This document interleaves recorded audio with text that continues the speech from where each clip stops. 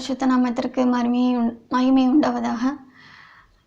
மீண்டும் உங்களோட பேசுறதுக்கான ஒரு வாய்ப்பை ஆண்டவர் ஏற்படுத்தி கொடுத்ததற்காக நான் அவருக்கு நன்றி செலுத்துகிறேன். நம்ம இதுக்கு முன்னாடி பார்த்தோம், நம்மளுடைய பாவத்திலேருந்து நம்ம விடுதலை பெறணும்னு சொல்லிட்டு, அந்த பாவம் எப்படியெல்லாம் இருக்கும்னு சொல்லிட்டு, இந்த பாவம் எவ்வாறு நம்மை தொடர்ந்து பிடிக்கும், அந்த எப்படிப்பட்ட செயல்கள் அது செய்யுன்றதை பற்றி நம்ம பார்க்கலாம். அதில் முதலாவது ஒரு அதிகாரத்தை நம்ம வாசிக்கலாம்.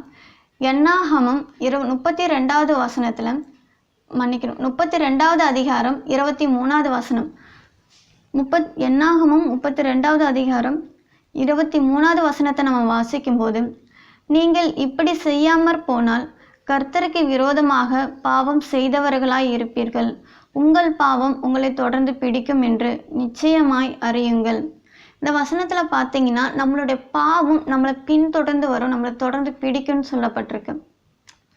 அது எப்படி நம்மளை தொடர்ந்து வரும் அப்படின்னு பார்த்தீங்கன்னா, ஒரு நாள் வந்துட்டு நாம் இன்றைக்கி நினைப்போம், நம்ம நிறைய விஷயங்கள் நம்ம பண்ணியிருப்போம், நிறைய காரியங்கள், நிறைய பாவகரமான காரியங்கள், அது சின்ன சின்ன மிஸ்டேக்காக இருக்கலாம், பெரிய விஷயங்களாக இருக்கலாம். அதை நம்ம பார்க்கும்போது நமக்கு ஒரு பெரிய விஷயமா தெரியாது, அது காலப்போக்கில் நம்ம மறந்துடுவோம். அதனால் வந்துட்டு நமக்கு அது ஒரு பெரிய விஷயமா தெரியாது. ஆனால் நம்ம எல்லாமே யோசிச்சு பார்க்க வேண்டிய விஷயம், இது எல்லாமே ஒரு நாள் நமக்கு வந்துட்டு நம்மளை பின்தொடர்ந்து வரும். இந்த பாவம் ஒரு நாள் நம்மக்கிட்ட கேட்கப்படும், நீ இப்படி செஞ்சே அல்லவா, நீ இப்படி செய்தா அல்லவா அப்படின்னு சொல்லிட்டு. அப்போ இந்த பாவம் நம்ம ஆரம்பத்தில் பண்ணும்போது அது சந்தோஷத்தை தான் கொடுக்கும், அது ஒருபோதும் நம்மளை குற்றப்படுத்தாது. அது நீங்கள் பாவம் பண்ண அந்த பாவத்துக்கே நீங்கள் அடிமையாயிடுவீங்க. அதில் உள்ள அந்த பிரச்சனைகள், அதில் இருக்க தவறுகள், அந்த குற்றம் உங்களுக்கு எதுவுமே இருக்காது. அது ஃபஸ்ட்டு ஆரம்பத்தில் அது சந்தோஷத்தை மட்டும்தான் கொடுக்கும். ஆனால் இந்த பாவம் இப்போ சந்தோஷத்தை கொடுக்கும், ஆனால் பின்னாடி ஒரு நாள் அது நம்மளையே பிடிச்சி எடுக்கும். நீ அப்படி பண்ணின இல்லையா, இதனால இது உனக்காக இது கொடுக்கப்படுது அப்படின்னு சொல்லிட்டு நமக்கு ஒரு தண்டனை கிடைக்கும். ஸோ அந்த ஒரு சூழ்நிலைக்கு நம்மளை வந்துட்டு தள்ளிடும் இந்த பாவம். இன்னொரு அதிகாரத்தை நம்ம பார்க்கலாம். பிரசங்கி 8வது அதிகாரத்தில் 11வது வசனம். நாம் இந்த பாவம்லாம் பண்ணும்போது அநேகர் கேட்பாங்க, ஏன் ஆண்டவர் என்னை தடுக்கலை இந்த பாவம் பண்ணும்போது? ஒருவேளை ஆண்டவர் தடுத்திருந்தானா நான் இப்படி பண்ணியிருக்க மாட்டேன் இல்லையா? ஒரு விஷயத்தை நம்ம புரிஞ்சிக்கணும், நம்முடைய ஆண்டவர் எல்லாருக்குமே வந்துட்டு மனசாட்சின்னு ஒன்று கொடுத்துருக்காரு. அந்த மனசாட்சி வந்துட்டு எல்லாருக்குமே பாரபட்சம் இல்லாமல் எல்லாருக்குமே இருக்குது. அந்த மனசாட்சி ஒவ்வொரு மனிதனுக்குமே நீ தவறான வழியில் போகும்போது தவறுன்றதை உணர்த்தும். ஸோ அதனால் நம்ம யாருமே நம்ம ஆண்டவர் வந்துட்டு கொஸ்டின் கேட்கறதுக்கு நமக்கு எந்த ஒரு அதிகாரமும் கிடையாது. அதுக்காக தான் நம்முடைய ஆண்டவர் மனசாட்சி கொடுத்துருக்காரு. நீ செய்கிறது சரி, நீ செய்கிறது தவறுன்றதை நமக்கு உணர்த்துக்கிறதுக்கான ஒரு சிக்னலாக மனசாட்சி வச்சுருக்காரு. அதுக்கு கீழ்ப்படுகிறவங்க அதுலேருந்து தப்பிச்சுப்பாங்க. அதில் கீழ்ப்படியாமல் திரும்ப அதை ஒரு அலட்சியப்படுத்துகிறவங்க பாவத்தில் அவங்க விழுந்துக்கிட்டே தான் இருப்பாங்க. பிரசங்கி 8வது அதிகாரத்தில் 11வது வசனத்தை நம்ம பார்க்கலாம். அதில் துர்க்கிரியைக்கு தக்க தண்டனை சீக்கிரமாய் நடவாதபடியால் மனுபுத்திரரின் இருதயம் பொல்லாப்பை செய்ய அவர்களுக்குள்ளே துணிகரம் கொண்டிருக்கிறது. இப்போ திரும்ப அவங்க அந்த பாவத்தை செய்கிறாங்க. எதுக்காகனா அவங்களுக்கு அந்த பாவத்துக்கான தண்டனை சீக்கிரம் கிடைக்கல. அது தண்டனை அன்னைக்கு உடனே கிடைச்சதுன்னா, ஐயோ நான் செஞ்சது தப்பு, செஞ்சுனா இந்த தண்டனை கிடைக்கும் அப்படின்ற ஒரு உணர்வு அவங்களுக்குள்ள ஏற்பட்டிருக்கும். ஆனால் ஒரு மனிதன் தவறு செய்யும்போது உடனே அதுக்கான தண்டனை அதுக்கு கிடைக்கப்படுறதில்லை. உதாரணத்துக்கு பார்த்தீங்கன்னா, இப்போ ஒரு திருடுறவங்களாம் இருக்கட்டும், ஒரு கொலை செய்கிறவங்களாம் இருக்கட்டும், இல்லை ஒரு விபச்சாரம் செய்வங்களாக இருக்கட்டும், ஆரம்பத்தில் செய்யும்போது அவங்களுக்கு ஒரு வித பதற்றம் இருக்கும். ஆனால் அந்த பதற்றம் வந்துட்டு அடுத்தடுத்து செய்யும்போது அதுவே அப்புறம் பழகிடும், அந்த பாவத்துக்கு அப்படியே அடிமையாயிடுவாங்க. அது ஒரு தப்பாக அவங்களுக்கு தெரியாது.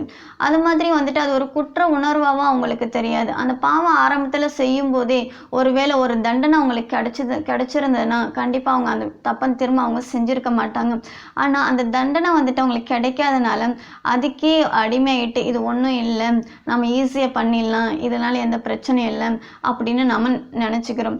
அந்த தண்டனை சீக்கிரம் நடக்காததுனால தண்டனை நமக்கு கிடைக்காதனால நம்ம துணிஞ்சு அந்த பாவத்தை செய்யறதுக்கு நம்மளோட சிந்தனையை வந்துட்டு ஒப்பு கொடுக்குறோம். அது துணிஞ்சு நம்ம அந்த பாவத்தை செய்யறதுக்கு நாமே ஒப்பு கொடுக்குறோம். பிரியமானவர்களே, நம்ம இப்போ அந்த தண்டனை வந்துட்டு ஏன் நம்ம பாவம் செய்யும்போது நம்ம ஆண்டவர் நமக்கு தண்டனை கொடுக்கலைன்னா, நம்ம ஆண்டவர் வந்துட்டு நாமளாவே சுயமாவே மனம் திரும்பி நம்ம ஆண்டவர்கிட்ட வரணும்னு அவர் ஆசைப்படுறாரு. அதனால தான் அதுக்காக ஒரு அவகாசம், ஒரு வாய்ப்பு நமக்கு கொடுக்குறாரு.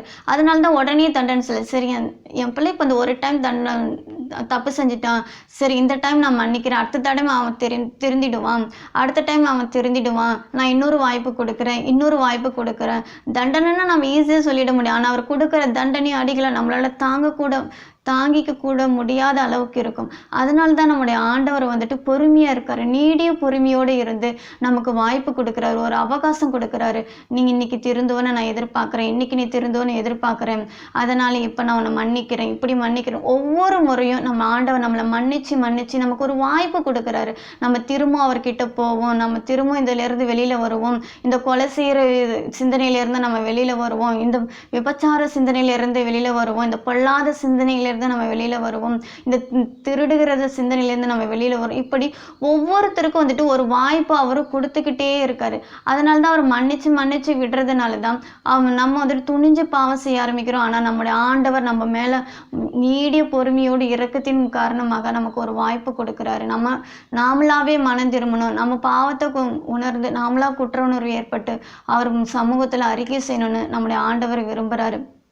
நம்முடைய ஆண்டவர் ஒரு நம்மளை நித்தியம் பரலோகத்துக்கு கொண்டு போகிறதுக்காக தான் நம்மளை உருவாக்கினார் நம்ம பார்த்தோம்.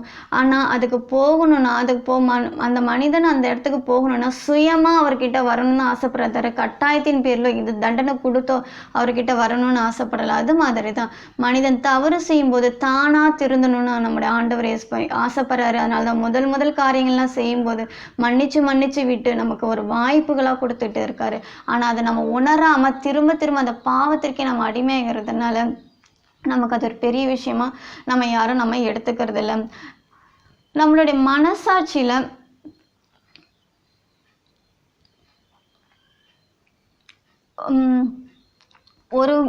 நாம எப்படிதான் நம்ம பாவம் செஞ்சு அதை உணராம இருந்தாலும் நம்முடைய ஆண்டவருக்கு தெரியாதுன்னு நான் இன்னைக்கு அநேகர் நினைச்சிட்டு இருப்பாங்க.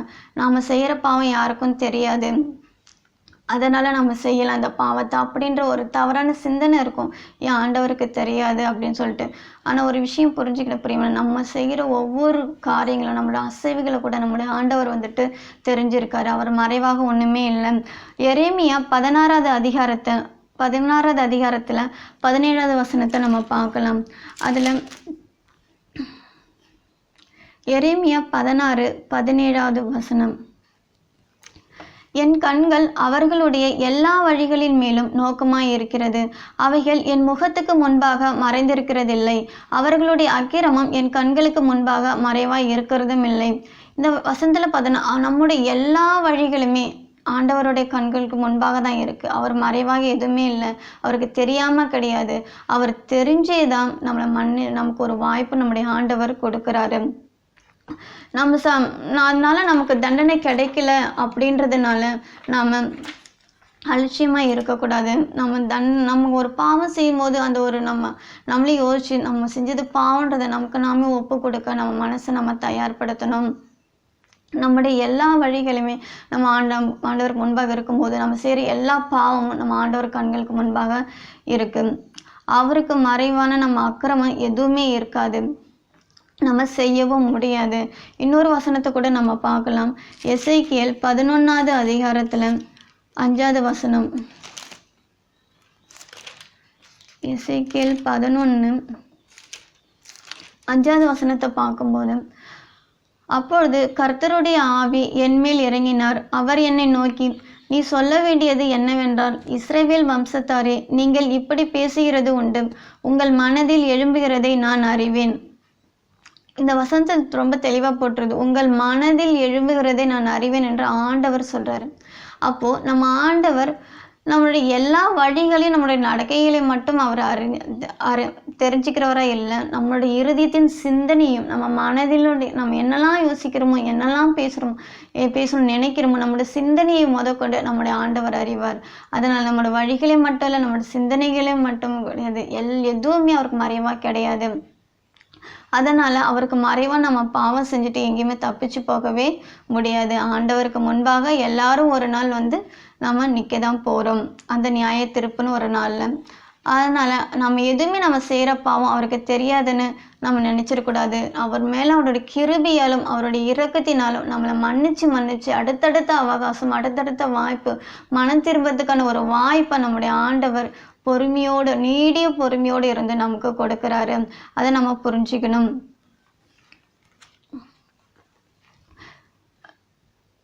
இதில் இன்னொரு அதிகாரத்தை கூட நம்ம பார்க்கலாம். எரேமியா 17வது அதிகாரத்தில் 1வது வசனம். எரேமியா 17.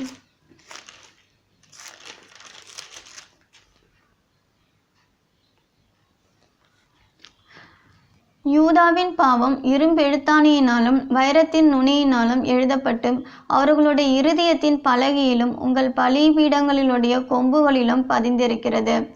இதில் பார்த்தீங்கன்னா நம்முடைய ஆண்டவர் நம்முடைய எல்லா நடக்கையும் அவருக்கு முன்பாக இருக்குது. நம்ம எண்ணத்தில் என்னெல்லாம் சிந்திக்கிறோமோ அதுவும் அவருக்கு முன்பாக இருக்குது. அவருக்கு மறைவாக எதுவுமே இல்லை.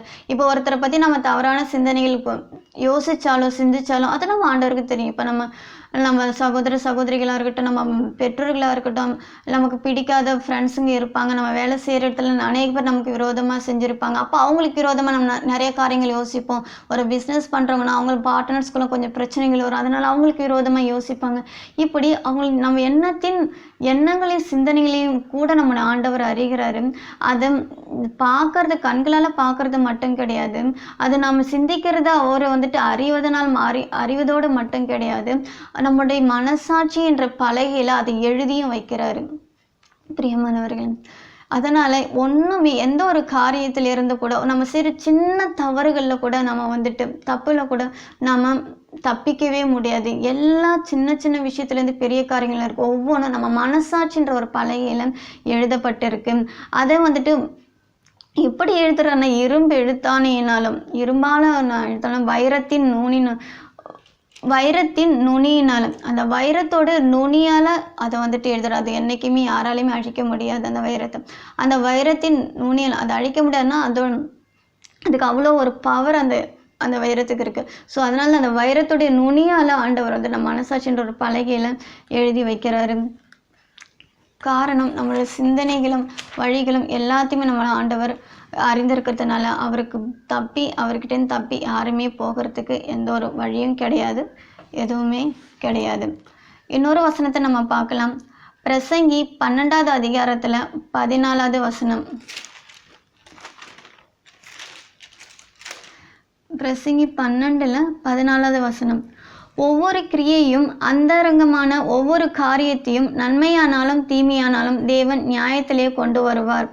அதாவது நம்மளுடைய எல்லா நன்மையான காரியங்களாக இருந்தாலும் சரி, நம்ம தீமை செஞ்சாலும் ஒரு கெட்ட காரியங்களாக இருந்தாலும் சரி, எல்லாத்தையுமே நம்முடைய ஆண்டவர் நியாய தீர்ப்புனால நமக்கு கொண்டு வருவார். நமக்கு இன்றைக்கி அது நமக்கு கேட்கப்படாமல் இருக்கலாம், இன்றைக்கி அந்த தண்டனைக்கு அந்த பாவ தண்டனை கிடைக்காம இருக்கலாம். ஒருவேளை நம்மளோட அந்த பாவங்கள் எல்லாம் மன்னிக்கப்படாது இருந்தால் நியாய தீர்ப்பு நாளில் கண்டிப்பாக அதற்கான தண்டனையும் அது விசாரிக்கவும் நமக்கு படும். நீ ஏன் இப்படி செஞ்ச அப்படின்னு சொல்லிட்டு விசாரிக்கப்படும். அந்த நியாயத்தில் நம்ம கொண்டு வரப்படுவோம். அப்போ சங்கீதம் அதனால் நம்ம எல்லாம் மனம் திரும்பணும்னு சங்கீதம் 93ல் 90வது அதிகாரம் 3வது வசனத்தில் சொல்லப்பட்டிருக்கு.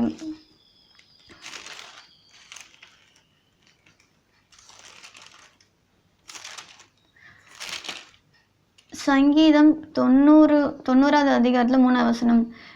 மனுஷரை நீர்த்துளியாக்கி மனுபுத்திரரே திரும்புங்கள் என்கிறேன். இல்லை, நம்முடைய ஆண்டவர் மனம் திரும்ப சொல்கிறாரு. நம்ம எந்த ஒரு விஷயத்தை எந்த ஒரு வழியுமே கிடையாது நம்ம தப்பிச்சு போகுது. அதனால் நம்மளை ஆண்டவர் மனம் திரும்பி அவர்கிட்ட வர சொல்கிறாரு. வெளிப்படுத்துதல் 20வது அதிகாரத்தில் 11லிருந்து 15வது வசனம் வரைக்கும் நம்ம வாசிக்கலாம். நம்ம சாக்குப்போக்கு சொல்கிறதுக்கான எந்த ஒரு வழியுமே கிடையாது பிரியமானவர்களே. நம்ம மனம் திரும்புதல் மட்டும்தான் நமக்கான ஒரே வழி, நமக்கு விடுதலை ஆவதற்கு. வெளிப்படுத்துதலை 20வது அதிகாரத்தில் 11லிருந்து 15 வரைக்கும் நம்ம இப்போ வாசிப்போம். பின்பு நான் பெரிய வெள்ளை சிங்காசனத்தையும் அதின்மேல் வீற்றிருக்கிறவரையும் கண்டேன். அவருடைய சமூகத்தில் இருந்து பூமியும் வானமும் அகன்று போயின, அவைகளுக்கு இடங்காணப்படவில்லை. மரித்தோராகிய சிறியோரையும் பெரியோரையும் தேவனுக்கு முன்பாக நிற்க கண்டேன். அப்பொழுது புஸ்தகங்கள் திறக்கப்பட்டன. ஜீவ புஸ்தகம் என்னும் வேறொரு புஸ்தகமும் திறக்கப்பட்டது. அப்பொழுது அந்த புஸ்தகங்களில் எழுதப்பட்டவைகளின்படியே மரித்தோர் தங்கள் தங்கள் கிரியைகளுக்கு தக்கதாக நியாய தீர்ப்படைந்தார்கள். சமுத்திரம் தன்னில் உள்ள மரித்தோரை ஒப்புவித்தது. மரணமும் பாதாளமும் தங்களில் உள்ள மரித்தோரை ஒப்புவித்தன. யாவரும் தங்கள் தங்கள் கிரியைகளின்படியே நியாய தீர்ப்படைந்தார்கள். அப்பொழுது மரணமும் பாதாளமும் அக்னி கடலிலே தள்ளப்பட்டன. இது இரண்டாம் மரணம். ஜீவ புஸ்தகத்திலே எழுதப்பட்டவனாக காணப்படாதவனவனும் அவன் அக்னி கடலிலே தள்ளப்பட்டான். இந்த வசனத்தை நீங்கள் வாசிக்கும் போது உங்களுக்கு ரொம்ப தெளிவாக புரியும். நம்மளுடைய எல்லா காரியங்களும் நியாய தீர்ப்பு நாளில் வந்துட்டு நமக்கு விசாரிக்கப்படும்.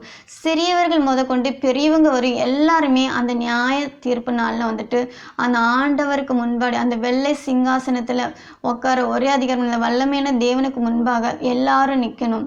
அப்போ அவங்க நிற்கும்போது நம்மளுக்கான அந்த நியாயங்கள், நன்மை தீமைக்கான நியாயங்கள் வந்துட்டு நமக்கு தீர்க்கப்படும். அப்போது நமக்காக ஒரு புஸ்தகம் வந்துட்டு ஓப்பன் பண்ணுவாங்க. அப்போது அந்த ஒரு புஸ்தகத்தை திறக்கும்போது அதில் ஒரு பகுதி பார்த்திங்கன்னா நம்மளுடைய நினைவுகளின் புஸ்தகத்தை முதலாவது ஓப்பன் பண்ணுவாங்க. அப்போது அதில் வந்துட்டு நம்ம மனசாட்சியில் எல்லாம் நம்மளுடைய எல்லா வழிகளும் நம்முடைய இருதயத்தை சிந்தனை எல்லாமே நம்ம இருதயத்தில் மனசாட்சியில் வந்துட்டு எழுதி வச்சிருக்கார் நம்முடைய ஆண்டவர். அப்போ அந்த மனசாட்சின்ற ஒரு வீடியோவை வந்துட்டு ஓப்பன் பண்ணுவாங்க. அப்போ நம்ம செய்த எல்லா பாவங்களும் எல்லார் முன்பாகவும் வந்துட்டு போட்டு காமிப்பாங்க. அப்போ அந்த இடத்துல வந்துட்டு நான் இதை செய்யலைன்னு எதுவுமே சொல்ல முடியாது, நான் இதனால தான் செஞ்சேன்னு எந்த சாக்கு போக்கும் சொல்ல முடியாது. ஏன்னா எல்லாமே மனசாட்சின்ற ஒரு ரெக்கார்டிங் மனசாட்சிக்கு தெரியும். மனசாட்சி நமக்கு உணர்த்து நீ செய்யறது தப்பு, நான் அதை தடுத்து நிறுத்தாது. ஆனால் அதே சமயம் அந்த மனசாட்சி நான் இதனால தான் செஞ்சேன்னு அந்த மனசாட்சி நீங்கள் காம்ப்ரமைஸ் பண்ணவே முடியாது. அந்த மனசாட்சி யாராலையுமே காம்ப்ரமைஸ் பண்ண முடியாது. அது இது நியாயம்னா நியாயம்னு சொல்லும், தப்புனா தப்புன்னு சொல்லும். அதோட வேலை மட்டும்தான் அந்த மனசாட்சியோட வேலை. அதுக்காக தான் நம்முடைய ஆண்டவர் ஒவ்வொருத்தருக்குமே அந்த மனசாட்சி கொடுத்துருக்காரு. மனசாட்சி கிட்ட வந்துட்டு நம்ம நீ சொல்றதை தப்புன்னு நம்ம எந்த ஒரு விதத்திலையும் நம்ம அங்கே போய் சாக்கு போக்கு சொல்ல முடியாது. அதனால பிரியமானவர்களே, நீங்கள் செய்கிற எல்லா நன்மையான காரியங்களாலும் சரி, தீமையான காரியங்களாலும் சரி, எல்லாமே மனசாட்சின்ற வீடியோவில் வந்துட்டு ரெக்கார்ட் பண்ணி அது ரெக்கார்டு ஆகிக்கிட்டே தான் இருக்கும். அது உங்களுக்கு வெளிப்புறமான காரியங்களானாலும் சரி, அது உங்களுடைய உள்புறமான அந்த சிந்தனைகள் காரியங்களானாலும் சரி, எல்லாமே அதில் ரெக்கார்ட் ஆகிட்டே இருக்கும். அதனால் அந்த தப்பித்து கொள்ள வழியே கிடையாது. அந்த நியாய தீர்ப்பு நாளில் வந்துட்டு அது நமக்கு எல்லாமே வெளிப்படுத்தப்படும். அப்போ ஒருவர் மீதும் உதாரணத்துக்கு பார்த்தீங்கன்னா இது எந்த அளவுக்கு சாத்தியம்னு ஒரு சில பேர் கேட்கலாம். இப்போ உதாரணத்தை பார்த்தீங்கன்னா இப்போ 2 பேருக்குள்ள 2 ஃப்ரெண்ட்ஸுங்களே இப்போ ஒரு சண்டை வருது. அப்போ சண்டை வரும்போது ரொம்ப நாள் கழித்து வந்துட்டு அவங்களை பார்க்குறோம். அப்போ அந்த ஃப்ரெண்டு வந்துட்டு இவங்களை எல்லாத்தையும் மறந்துட்டு அவங்க வந்துட்டு இப்போ பேச வராங்க. அப்போ நாம் சொல்லுவோம், நீ ஏன் இப்போ என்கிட்ட பேசுகிற, அன்னைக்கு நீ அப்படி பேசின இல்லையா, நீ ஏன் இப்போ என்கிட்ட பேசுகிற, அன்னைக்கு நீ எப்படியெல்லாம் என்னை பேசின அப்படின்னு சொல்லிட்டு அந்த மனிதரை நம்ம பார்க்கும்போது, பிடிக்காத அந்த மனிதரை பார்க்கும்போது அவங்க பேசின வார்த்தைகள் நினைவுகள் எல்லாம் திரும்ப திரும்ப நமக்கு ஞாபகப்படுத்திக்கிட்டே இருக்கும். அப்போ அந்த ஞாபகம் வரும்போது நம்ம அவங்க கிட்ட கேட்குறோம். அது மாதிரி தான் அந்த நியாய தீர்ப்புனால நம்ம செய்த பாவங்கள் எல்லாமே இந்த மனசாட்சின்ற வீடியோ மூலமாக எல்லாமே வெளிப்படுத்தப்படும் பிரியமானவர்களே. அதனால் நம்ம எந்த பக்கமுமே தப்பிக்கிறதுக்கு நம்மளுக்கு வழியே கிடையாது. மனசாட்சி நம்மளை கவனிச்சிக்கிட்டே இருக்குது, நம்மளுடைய ஆண்டவருடைய கண்கள் நம்மளை கவனிச்சிக்கிட்டே இருக்குது. அதை நம்ம கவனிக்கிறதோடு மட்டும் கிடையாது, நம்மளுடைய மனசாட்சியில் அவர் எழுதி கூட வச்சுருக்காரு. அப்போ அதை எழுதி வைக்கும்போது கூட நம்ம எதுலையுமே வந்துட்டு நம்மளுடைய பாவங்கள் மறைக்கப்படாது. நம்ம மனம் திரும்பி அந்த ஒவ்வொரு பாவத்தையும் அறிக்கை செய்து நம்மளுடைய ஆண்டவர்கிட்ட மனம் திரும்பும்போது மட்டும்தான் அந்த பாவத்திலிருந்து விடுதலை பெறுவோம். அந்த பாவத்தில் அந்த கணக்கிலிருந்து நமக்கு கொஞ்சம் குறைக்கப்படும். அதனால் எல்லாரும் இன்னைக்கு அந்த கடைசி காலத்தில் நம்ம மனம் திரும்புவோம். அது மட்டும் கிடையாது, கர்த்தருக்கு சித்தமானால் நமக்கு இந்த மனசாட்சி இந்த ஒரு வீடியோ வந்து நமக்கு மனசாட்சி நமக்கு சாட்சி சொல்லுதுன்னு பார்த்தோம். இன்னும் என்னென்ன சாட்சிக்கெல்லாம் நமக்கு இந்த நியாய தீர்ப்பு நாளில் வந்து நமக்காக சாட்சி சொல்லும் அப்படின்றது, நமக்கு எதிராக சாட்சி சொல்லுன்றதை பற்றி கர்த்தருக்கு சித்தமான அடுத்த ஒரு வீடியோவில் நம்ம பார்க்கலாம். கர்த்தர் உங்களோடு இருப்பாராக, உங்களை ஆசீர்வதிப்பாராக.